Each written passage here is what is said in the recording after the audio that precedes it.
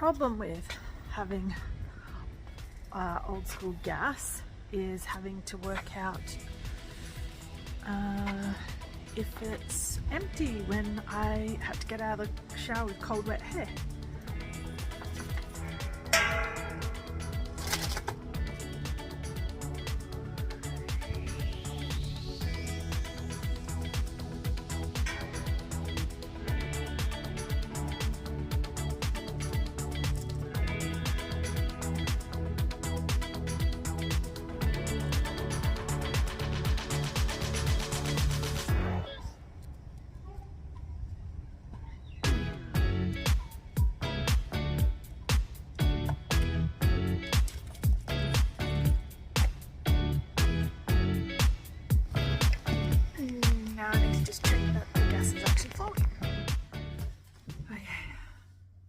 So gas is now working, and it's been a while. I feel like I've just been picking up the camera kind of periodically, definitely not every day.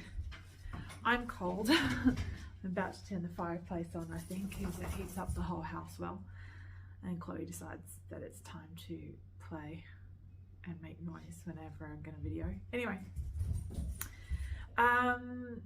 so this cycle has started. I am getting ready for our frozen embryo transfer. The timing, of course, is always a little bit interesting.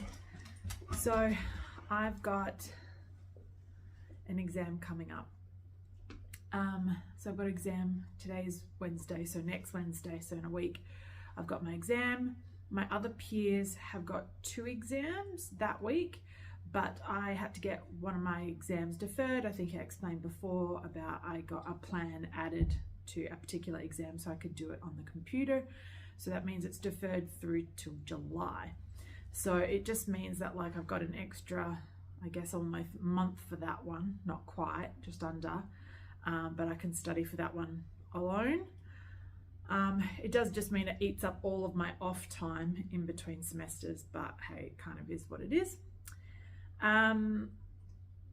So for this cycle, what's different is that obviously I'm not really taking medication to stimulate ovulation and that kind of stuff. I had the scratch procedure done a couple of weeks ago. I was lightly spotting after that. So my day one was a little bit confusing. My first day, like I was kind of spotting in between, like I said, just very lightly, which is kind of normal after this procedure. But when my first day started, it was like very old, because I think I'd been spotting and had an injury or whatever, and so didn't feel like it was the right color. It wasn't full strength. So I called up the clinic and I spoke to one of the nurses, and she's like, oh, we consider like first heavy day being your day one of your cycle. Let's wait till tomorrow and see if it's fresh flow and all the rest of it. I'm like, okay. So I waited the next day. It didn't pick up till a little bit later, but I also know that we don't start the blood tests and ultrasounds for a frozen embryo transfer until day 9. So I think on day 6 is when they start doing bloods and ultrasounds for monitoring in the fresh cycle. But they don't worry about that till day 9. And of course, if I had said it started the next day, so as in my yesterday, being the first full day, the first day of my testing would have been done on the day of my exam. So I was like, So it did start that day. So I said it was the day before, in the afternoon, when it was like fully starting to come. It's just that it kind of fully started around 12:30, and they say 12 o'clock is considered the next day. So, but because I'd already started the day anyway, I picked the day for day 1. I'll do monitoring on day 9, which is the Tuesday, the day before my exam. And then my doctor likes to do bloods like every day, and I just said being that early in that part of the cycle, the nurse said she was really happy to just make it the day after. And really the monitoring at that stage is to see what is my body naturally producing for a follicle count, and really they're more paying attention to the lining. I have been told they may want to give me a trigger injection still, just to make sure that I'm ovulating. And like this cycle, I didn't actually ovulate this last time. And part of my issue is that I don't ovulate every month. So even if my cycles become more on time, I'm not necessarily ovulating every cycle. So I did the 2 or 3 previous to that, and then maybe it was just after that particular procedure, whatever, I did not ovulate this month. So for this cycle, it'll be interesting to see what happens. So yeah, they might give me that, and they'll probably give me the Pesitries, so the progesterone vaginal suppositories, to start before, so that my lining is looking really good, and then I will go ahead and do transfer when they're ready. I'm trying not to be nervous.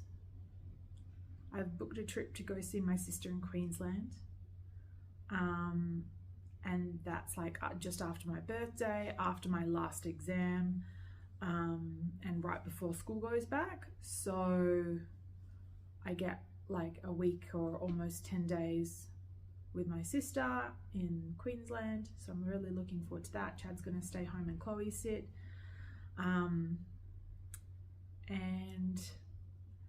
but yeah, I'm probably going to find out right before that or right around my birthday.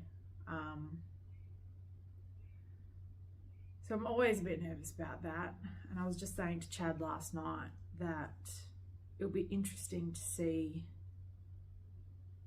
or difficult to see, how I'm going to respond this time, especially since we did get a positive. So I don't even know if I'd be able to trust if we got a positive. And I've been trying to think about, with even early testing, would that be beneficial to me to know that I was or wasn't, or yeah, I don't know. So I'm just going to take it as it comes, try and stay with where I'm at the moment, which is study. I'm feeling okay about this exam. It's a closed book, it's multiple choice, this one in particular.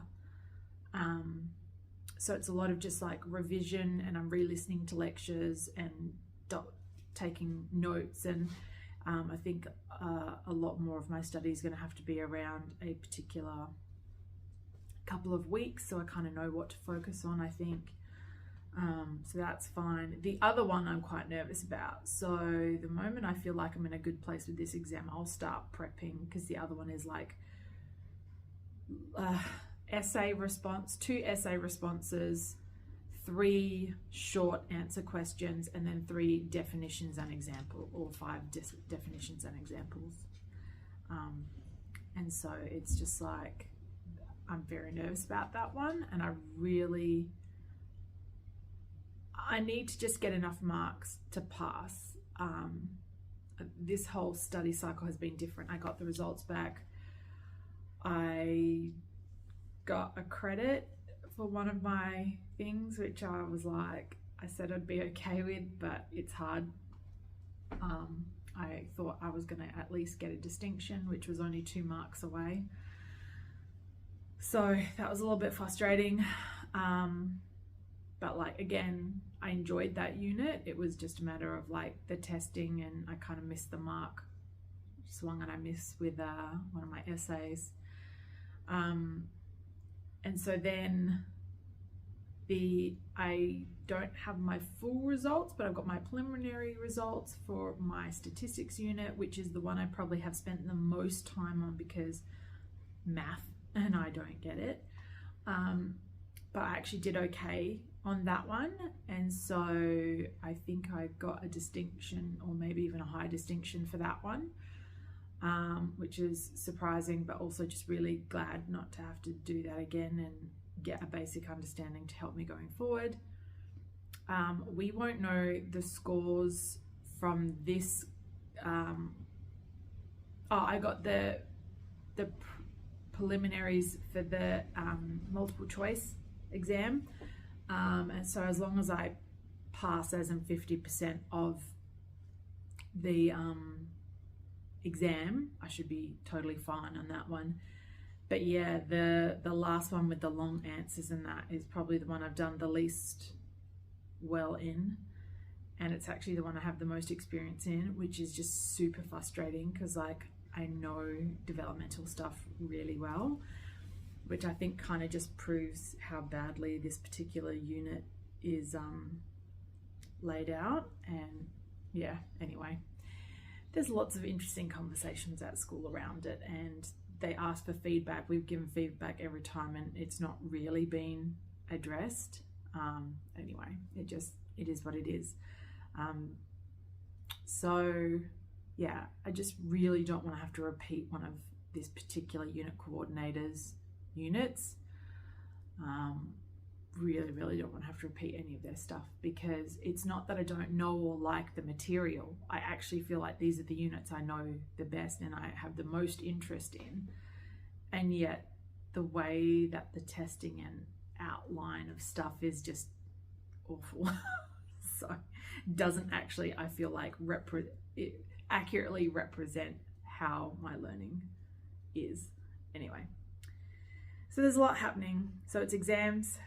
We're starting our frozen embryo transfer round, FET round, and Chad's going to be gone for transfer, so that's always interesting.